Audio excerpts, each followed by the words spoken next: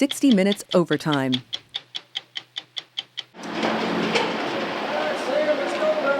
Our story is about a man named Samuel Little, who's the most prolific serial killer in American history, and he almost kind of got away with all of it if it wasn't for this Texas Ranger named James Holland, who had a hunch about him and who suspected that maybe he might be guilty of more murders than he had been originally convicted of.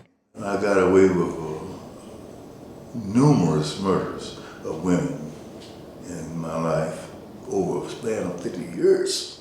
Because Samuel Little has confessed, Ranger Holland and his investigative partners around the country have been able to solve 50 cold cases. These were really, truly cases that have been dormant for decades.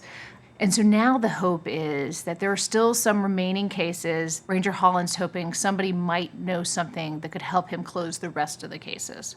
Why are we doing this? I very rarely speak to the media. This was important to us because we're at the end of this investigation. We believed if Samuel Little described the victims, where he met the victims and where he left the victim's body in his own words, it may help a family member, it may help a retired detective, a newspaper reporter, someone who lived in the neighborhood, to come forward and provide us with information. So the FBI is releasing videos where Samuel Little is describing some of his victims in great detail.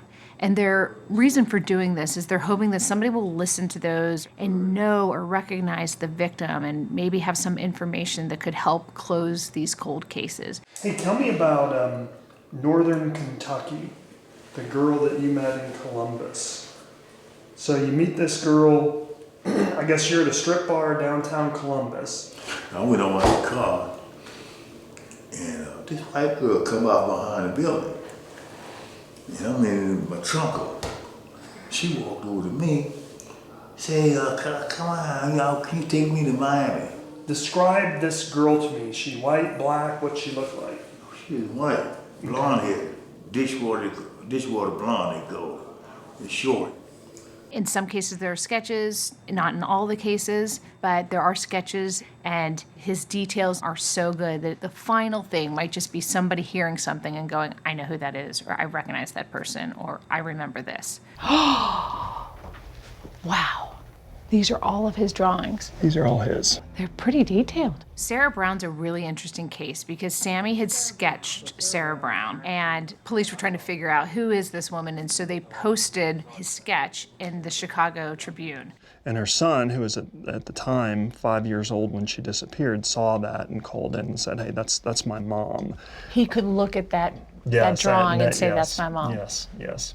It's a very interesting sketch when you look at it because it kind of looks primitive. It doesn't look like one of his best sketches, but there's kind of a flip on her hair. And when you look and you compare the two next to each other, you can see that the sketch really does actually look a lot like the victim.